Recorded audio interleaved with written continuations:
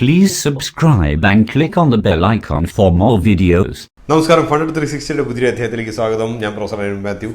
ഇന്നത്തെ വിഷയം എക്സ് ഡേറ്റും റെക്കോർഡ് ഡേറ്റും, അതേപോലെ തന്നെ കം ബോണസ്, കം ഡിവിഡൻഡ്, ഇങ്ങനെയൊക്കെയുള്ള ടേംസ് ഇതെന്തൊക്കെയാണെന്നുള്ളതാണ്. കാരണം പലർക്കും ഇതിനെക്കുറിച്ച് സംശയം ഉണ്ടാവും. കാരണം പല മീഡിയയിലും ന്യൂസ് പേപ്പറിനും ഇതിനകത്തൊക്കെ കാണുന്നത് എക്സ് ഡേറ്റിൻ്റെ ദിവസമാണ്, റെക്കോർഡ് ഡേറ്റിൻ്റെ ദിവസമാണ് എന്നൊക്കെ പറഞ്ഞിട്ട് കുറേ സംശയങ്ങളുണ്ടാവും.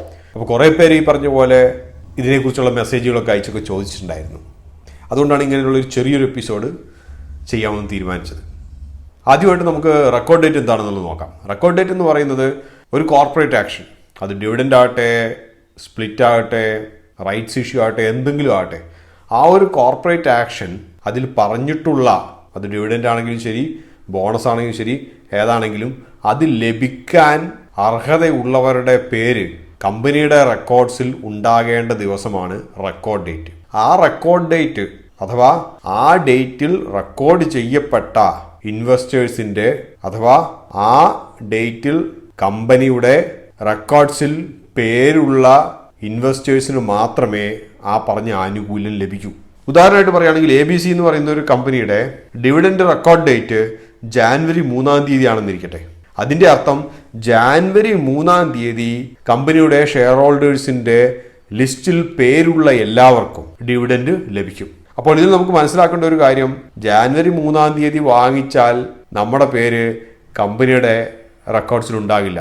കാരണം നമുക്കറിയുന്ന പോലെ തന്നെ ഇന്ത്യയിൽ പിന്തുടരുന്ന ഒരു കാര്യം T+2 സെറ്റിൽമെന്റ് ആണ്. അതായത് നമ്മൾ ഇന്ന് വാങ്ങിച്ചു കഴിഞ്ഞാൽ നാളെയും കഴിഞ്ഞിട്ടേ നമ്മുടെ പേര് കമ്പനിയുടെ റെക്കോർഡ്സിൽ ചേർക്കുകയുള്ളൂ, ഈ ഷെയർ നമ്മുടെ അക്കൗണ്ടിൽ എത്തുകയുള്ളൂ. അപ്പോൾ നമ്മൾ റെക്കോർഡ് ഡേറ്റിന്റെ 2 ദിവസം മുമ്പെങ്കിലും നമ്മൾ വാങ്ങിച്ചിരിക്കണം. എങ്കിൽ മാത്രമേ 2 ദിവസം കഴിയുമ്പോൾ കമ്പനിയുടെ റെക്കോർഡ്സിൽ നമ്മുടെ പേരുണ്ടാകും. അപ്പോൾ റെക്കോർഡ് ഡേറ്റിന്റെ 1 ദിവസം മുമ്പ് വാങ്ങിച്ചാൽ പോലും ലഭിക്കില്ല. അതുകൊണ്ട് റെക്കോർഡ് ഡേറ്റിന്റെ തൊട്ട് മുമ്പത്തെ ട്രേഡിംഗ് ഡേ, ആ ദിവസം മുതൽ നമുക്ക് ഈ ഒരു ആനുകൂല്യം ലഭിക്കാതെയാകും. ആനുകൂല്യം ഡിവിഡൻഡ് ആണെങ്കിലും ശരി, ബോണസ് ആണെങ്കിലും എന്താണെങ്കിലും ലഭിക്കാതെയാവും. അങ്ങനെ ആനുകൂല്യം ലഭിക്കാതാകുന്ന ദിവസങ്ങൾ, ആ ദിവസമാണ് എക്സ് ഡേറ്റ് എന്ന് പറയുന്നത്.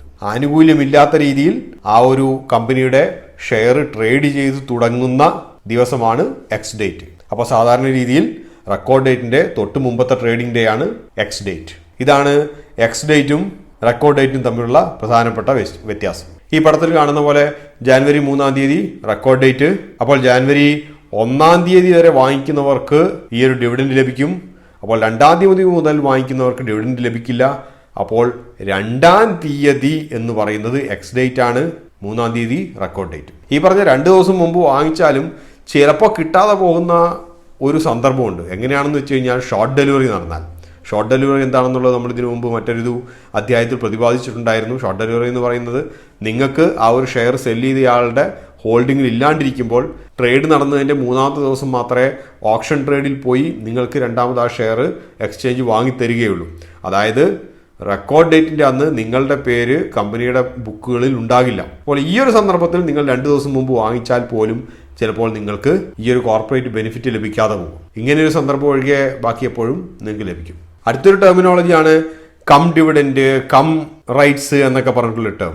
കം എന്ന് പറയുന്നത് CUM.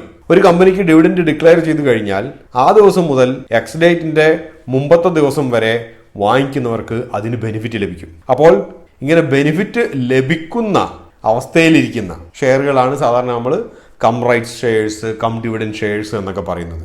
അപ്പോൾ ഈ ഒരു 3 ടെർമിനോളജി മനസ്സിലായി കാണുമെന്ന് കരുതുന്നു. Ex date, record date, cum benefits. ഇതോടുകൂടി ഈ ഒരു അധ്യായം അവസാനിക്കുകയാണ്. മറ്റൊരു അധ്യായത്തിൽ നമുക്ക് വീണ്ടും കാണാം. അതുവരെ നന്ദി, നമസ്കാരം.